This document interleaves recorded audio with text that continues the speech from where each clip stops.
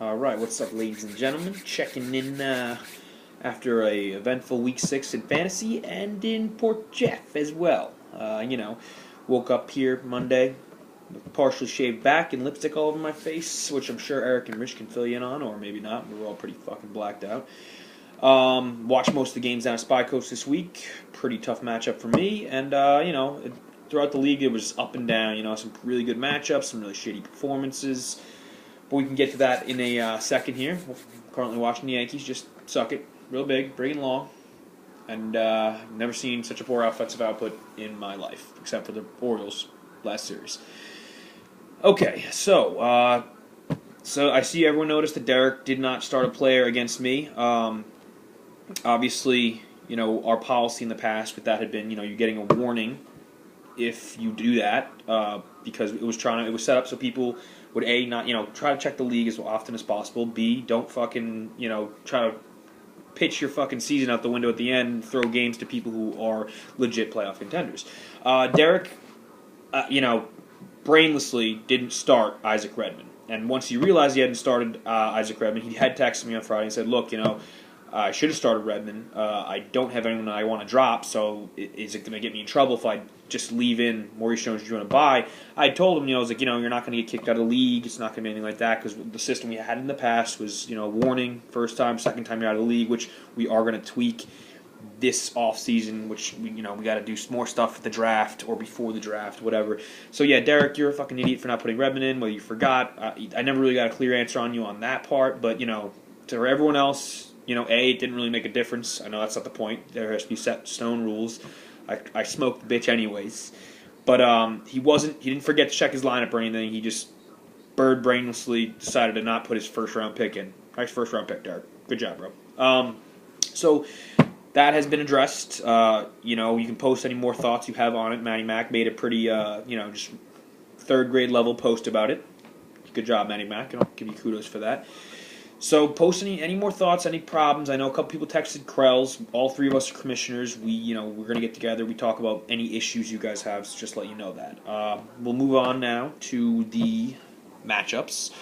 We're going to highlight another real tight game with John and Kelsey. And just like I'd said before, James Jones last week shit on when he faced Scott, versus Kelsey we're talking about. And this week he starts a kicker, San Diego kicker, I might mention, who, it's not a great kicker. He had 15 the first week. He filled in for Kading. He's dropped 6 last week, and, he got 6 in the first half of that Denver game, whoever watched Monday Night Football, and did not score another point for Kelsey the rest of the game. Kelsey, if you haven't looked, lost by 2, would have had the tiebreaker over fucking Eli Manning. Nice start, John. Wow.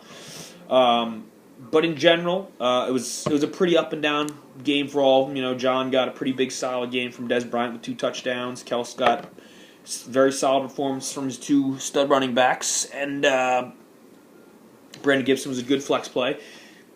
Receiver shit the bed for him with Marshall on bye, which definitely hurt him, and that tight end slot really kicked him in the ass again. But the kicker, dropping him to 1-5. John moves to 2-4. I mean, the last 3 years, I believe, there have been teams that made it into the playoffs at 8-7, but, with, 9 games left, Kelsey needed to almost run the table, 7-2, 8-1 type of deal to have even a shot at making the playoffs. But, like I said, never too late. You don't want to give up too early. He's gone on. I mean, look, I'm on a 4-game winning streak. He's on like a 4-game losing streak, I think, now. So it happens, Shit, should never really give up. I mean, look, Eric was 0-5 going this week, and he dropped a pretty solid game against James. And his team's not great, but it's fantasy. You can win any week. I'll move on to the next matchup. You have fucking Matty T and Matty Mac. Matty Mac just won with fucking 62 points. Derek dropped 110 and lost. You kind of get where I'm going with that. You can find points everywhere. There's good starts out there. The trade talk has definitely been picking up. People look like they're getting in a little more of a panic mode or anything like that. They're starting to make some offers, which I made a post just now about offers. There's people to be out there to be had. This is going to be a general statement. I'm not going to go and nitpick people like I kind of did last week. They're big name players. You can sell them. If you have weaknesses, you can get a lot back from them. Sell people high. You know what I'm talking about. Get 2 people for 1, big name, or 3 people for 1 big name draft pick if you're just gonna worry more about next year than this year. either way, just get active. There should never be a such thing as untouchable. I mean, there are guys, in my opinion, in this league, if you look at it, you can find quarterback points almost anywhere, any given week. Yeah, it's great. I'll use Derek as an example, not to single him out. Aaron Rodgers drops 41 this week. But Andy Dalton drops 28 on his bench. And then if you look at Derek's other lineup, he has no running back on fucking starting, so that's 0 from his running back 2 slot. And then he puts in fucking Ben Tate, 1. So yeah, what's better? Trading Aaron Rodgers and getting Calvin Johnson and, Rob Gronkowski, just, spitballing, who combined for, a lot more than Derek's wide receiver 2 and his tight end, and then putting fucking Andy Dalton in with 28. Quarterback points are easy to find. Running back points are not easy to find. That's why I would say untouchable people, really the only 2 or 3 maybe would be Arian Foster. It's really just Arian Foster and Ray Rice. Those are the only 2 guys right now that are consistently, the past 2 to 3 years, stepping up as elite running backs. And then, you look at the running backs, they fall off the planet past the top 2 or 3. Yeah, you got a bunch of guys throwing in good performances here and there, but who you find in 10, 12, 15, 20 points from every week? I think Arian's averaging 19.8 and Ray's averaging 17.4, and no one's even over 15 beyond that. And one of the other 2 is fucking Alfred Morris, a bum that I picked up in the 14th round, So, make some moves. You don't have to hold on to Aaron Rodgers. There are other quarterbacks out there. You don't have to hang on to, fucking Larry Fitzgerald, Calvin Johnson, Jamal Charles. There are guys you can trade, big-name players, big-time money to be made off these guys, Look, Jordy Nelson, sell that bitch high, right? 33 is not dropping every week. I'm already on the page with Derek, so, as you know, I dropped 151 to his 110. It didn't matter. If you take the highest scoring running back in the league this week, you could have put him on Derek's team. He's not winning. So, if anyone has a real problem with that, at least, he would have lost regardless. But it's pretty disappointing when you get 28 points from A.J. Green, 41 points from Aaron Rodgers, and you get your ass handed to you. But my team just had an absurd up and down the board. Everyone contributed except for the Cardinals D at 7, which was the worst. 33 from Nelson, 22 from Rice. My team's looking like it's shaping up. Nobody likes to hear a person talk about their own team. Derek's team fell to 2-4. I'm 4-2. Most points scored in the league. Derek, points are okay. 2-4 is pretty bad. And like I said, up and down the board, it's Rodgers, Jones, Drew, and Green, and that's the only people he can depend on. And if they don't do what they did last week, you're not going to win too many games. It's just, you're going to have to get fluky performances from wide receiver 3s, from flex guys that you pick up on a week-to-week basis, Anquan Bolden. You never know what you're going to get out of these guys. So Uncle Norm pulls it out against Paulie in a similar matchup with the records. Grant moves 4-2. Paulie drops to 2-4. You don't want to blame one thing on Paul's team, but it's hurting him with Cam Newton. I know obviously Cam's on the bye week this week, but Cam Newton's play has hurt him. DeMarco Murray went down with an injury. V. Jackson Wallace, they stepped up as receivers. That's nice. You're not going to get that every week, but he just doesn't have that consistent running back. Trades, who knows? It is what it is. But the running backs are going to hurt you. Grant pulls it off really with just 3 huge games in the tight end slot, 2 receivers that went pretty big.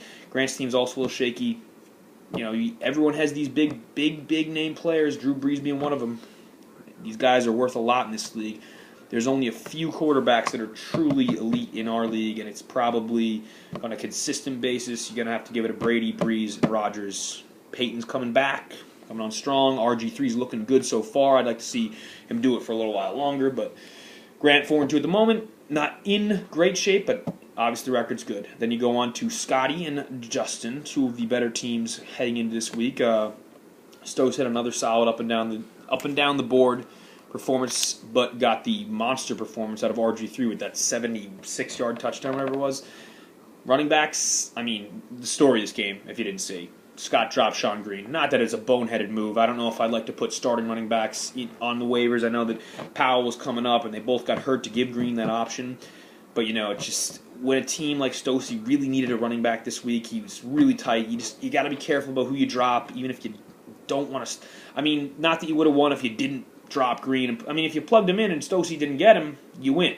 That's true. So, I mean, whatever. Either way, if you didn't see it, Green dropped 34, blew fucking Scott right out of the water, 5-1. Pretty bad loss for him. I mean, 5-1 still fine. But, it does go to show you his team is 5-1, but like I'd said, I kind of hinted at it last week. It's not a strong 5-0 then, and it's not a strong 5-1 just because of the question at running back. Doug Martin looked okay early on. 12's not bad, but, I mean, if you don't get those big week-to-week performances out of, Hakeem Nicks, Miles Austin, you're not going to be in contention every week. 74 is not a number that's going to win too often. Moving on, we got the big upset was James losing to Eric. Losing to an 0-5 team, you feel like an asshole giving someone their first win. It wasn't that Eric didn't get some big performances. Good start with Sidney Rice to the flex. New England sucks dick. We all know that. Their defense is a fucking joke. Welker had a great game as well. Spiller was solid. That situation's pretty tough for Eric with Freddie and Spiller. But, James didn't have an awful week. He got his big game out of Peyton. Kind of duds the rest of the way out there. So, again, James, I mean, I don't want to sound like a broken record. I know you have solid players up and down, but, starting Julio and Roddy every week, man. I'm not saying you got to trade with me, but you should be looking to dish because it's just going to drive you nuts when you get 12 from them one day, then 3 the next, and then, 1 week you're going to get 15, maybe 10, then, you goose eggs. It's going to drive you nuts. You need to try to pair something together, 2-for-1s, anything, whatever you got to do to make a move.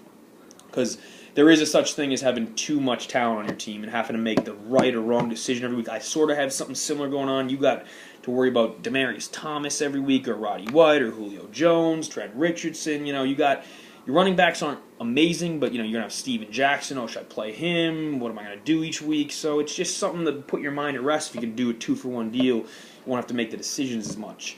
Other than that, I mean, a lot of teams at 4-2 right now, guys. I mean, every playoff spot is up for grabs. 4-2 is in second place as a record. I think there's 5 teams at 4-2. You obviously aren't happy if you're 2-4, 1-5, but it's a long season, and fucking fluky shit can happen. I'm looking at that game with Eric and James. Andrew Luck, 7 points, 30-something last week. It's a roller coaster. You don't know what's going to happen. All you can do is put your best team out there, but I've seen a lot of people are talking trades. So, like I said in last week's video, sometimes a trade can be the difference like that for you. You could get a diamond in the rough. Somebody goes down. I mean, knock on wood, obviously, DeMarco Murray. I don't want my guys going down, but DeMarco Murray goes down. Felix Jones might get a chance to step up as a horse. Mikel Ashore looks like he might get a chance to be a horse with, Kevin Smith being irrelevant, like a fucking dumb nigger, and Jahvid Best just, looks like he's dead. His career's fucking over. Not that I'm happy about that, because I actually like Jahvid Best. But, you never know. Randall Cobb off the waivers. Aaron Rodgers is sucking his dick in the media. Maybe he's the next big player. Maybe Greg Jennings is out, and he becomes a wide receiver 1. Never too late to improve your team. There are people on the waivers. Check it out, guys. Just look at the matchups. You don't always have to play. Don't go by ESPN's projections every time. Just because they say someone's going to be fucking good doesn't mean they're going to be good. I mean, you can do your own research. Look at stuff that happened in the preseason. I picked up the guy for the Cardinals, Powell. He looks like he might get that job with the other 2 guys on our team. And he led the NFL in rushing yards. Hey, somebody want him? Trade him. Go. You got him.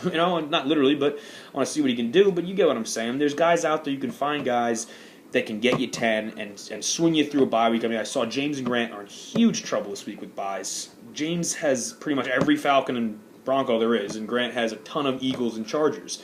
And that's that's part of the reason you don't want to have too many players on one team, because it can really fuck you in a situation like this, a bye situation. So, move people, don't move people. I'm going to sound like a broken record moving forward here about the trade talk, because it's the way you can really improve your team if you don't fall in love with a player too much.